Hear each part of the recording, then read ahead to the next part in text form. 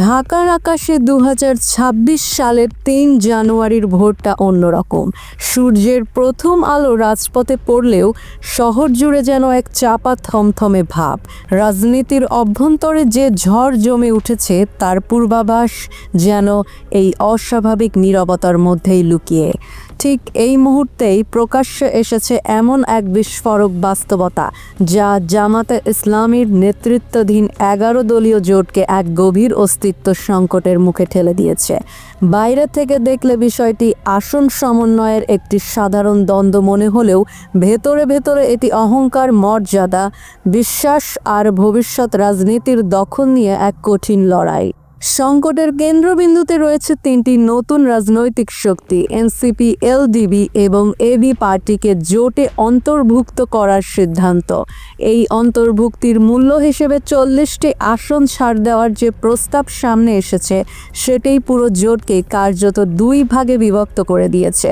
জামাতের প্রস্তাব ছিল হিসাবি এবং কৌশলগত। তারা নিজেরা ১৬টি আসন ছাড়বে, ইসলামী আন্দোলন বাংলাদেশ ছাড়বে আরও ১৬টি, আর খেলাফত মজলিস সহ অন্যান্য ছোট দলগুলো মিলিয়ে দেবে বাকি ৮টি আসন। কিন্তু এই সমীকরণ ঘোষণার সাথে সাথেই পরিস্থিতি হাতের বাইরে চলে যায়। চরমোনাইয়ের পীর পরম্পরার নেতৃত্বাধীন ইসলামী আন্দোলন এবং বাংলাদেশ খেলাফত মজলিস একযোগে বিদ্রোহী অবস্থান নেয়। তাদের বক্তব্য সংক্ষিপ্ত হলেও তাতে ছিল প্রবল ক্ষোভ। তাদের প্রশ্ন ছিল সরাসরি, এনসিপিকে জোটে আনার সিদ্ধান্ত জামাত এককভাবে নিয়েছে তাদের আপত্তি ও অসম্মতি উপেক্ষা করে। তাহলে সেই সিদ্ধান্তের মূল্য কেন তাদের আসন ছেড়ে দিয়ে পরিশোধ করতে হবে? কেন জামাত নিজেদের বরাদ্দ থেকেই নতুন এই রাজনৈতিক চ্যালেঞ্জ মোকাবেলা করবে না?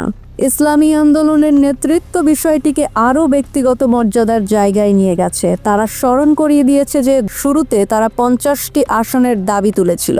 দীর্ঘ আলোচনার পর সেই দাবি কমিয়ে প্রায় ৭৫ আসনের কাছাকাছি একটি সমঝোতায় পৌঁছানো হয়েছিল।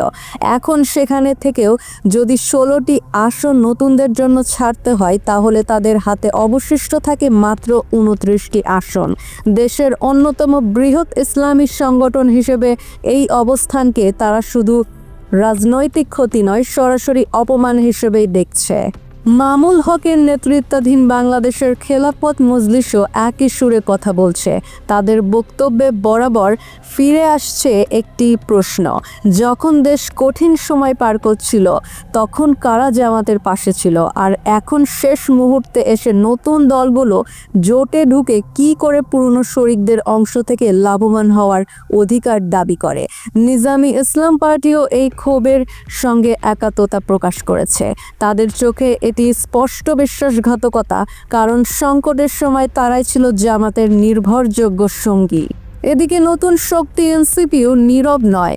দলটির এক প্রবীণ নেতা প্রকাশ্যে দাবি করেছেন জোটে তাদের দ্বিতীয় বৃহত্তম শক্তি হিসেবে স্বীকৃতি দিতে হবে। এর অর্থ ইসলামী আন্দোলনের চেয়ে অন্তত একটি আসন বেশি তাদের প্রাপ্য।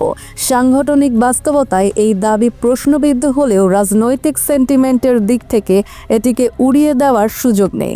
জামাতের নিজস্ব জরিপ বলছে, গত জুলাইয়ের গণ আন্দোলনের পর তরুণ প্রজন্মের মধ্যে এনসিপির সমর্থন প্রায় ৬% পৌঁছেছে। জেনারেশন জেড ও নতুন ভোটারদের এই ঝোঁক ভবিষ্যৎ নির্বাচনে বড় ফ্যাক্টর হয়ে উঠতে পারে। এই বিষয়টি জামাত উপেক্ষা করতে পারছে না। ঠিক এখানেই আঘাত লেগেছে চরমোনাইয়ের আত্মসম্মানে। তাদের দৃষ্টিতে শুধুমাত্র ভার্চুয়াল জনপ্রিয়তার কারণে এটি দলকে তাদের মাথার ওপর বসিয়ে দেওয়া হচ্ছে। ইসলামী আন্দোলনের জ্যেষ্ঠ নেতা সৈয়দ ফৈজুল করিম প্রকাশ্যে প্রশ্ন তুলেছেন, ফেসবুকের জনপ্রিয়তা আর ব্যালট বাক্সের শক্তি কি এক জিনিস? এনসিপির ইউনিয়ন পর্যায়ে কার্যকর কমিটি নেই, প্রার্থী সংকট প্রকট। তাহলে কি যুক্তিতে তারা চরমোনাইয়ের চেয়ে বেশি গুরুত্ব পেতে পারে?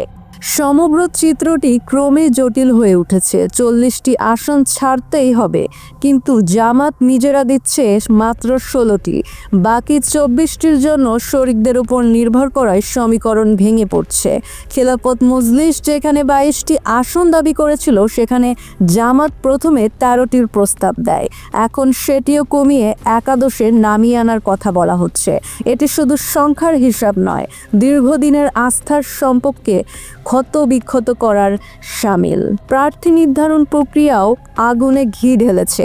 জামাত ইতিমধ্যে 278টি আসনে সমঝোতা করলেও বাকি 52টি আসনে তীব্র মতবিরোধ চলছে। জামাত জরিপ ভিত্তিক প্রার্থী বাছাই চায়, কিন্তু শরিক দলগুলো জানে এই পদ্ধতিতে জামাত ও এনসিপি এগিয়ে থাকবে, তাই তারা একে সরাসরি প্রত্যাখ্যান করেছে। হাতে মাত্র 15 দিন সময় থাকায় পরিস্থিতি দ্রুত নিয়ন্ত্রণের বাইরে চলে যাচ্ছে। এর মধ্যেই প্রায় সব দলই নিজ নিজ প্রার্থী মাঠে নামিয়ে দিয়েছে, ফলে জোটের ভেতরে মুখোমুখি লড়াইয়ের প্রস্তুতি স্পষ্ট। এবি পার্টির জন্য ফেনী 2 ও বরিশাল 3 আসন ছাড়া হলেও সেখানে ইসলামী আন্দোলনের প্রার্থী রয়ে গেছে। এই অবস্থায় এবি পার্টির জয় প্রশ্নের মুখে পড়েছে।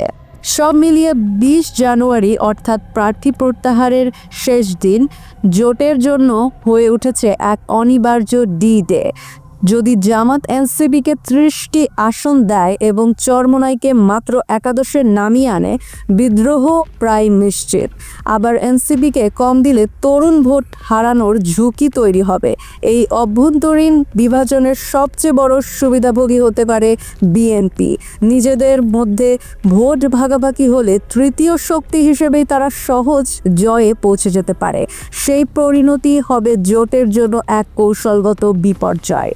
এই মুহূর্তে জামাত দাঁড়িয়ে আছে এক কঠিন সন্ধিক্ষণে। পুরনো বন্ধুদের হতাশ করা নাকি নতুন গতিশীল শক্তিকে অগ্রাধিকার দেওয়া, এই দুয়ের মাঝখানে একটি গ্রহণযোগ্য পথ খুঁজে বের করাই তাদের সামনে সবচেয়ে বড় চ্যালেঞ্জ।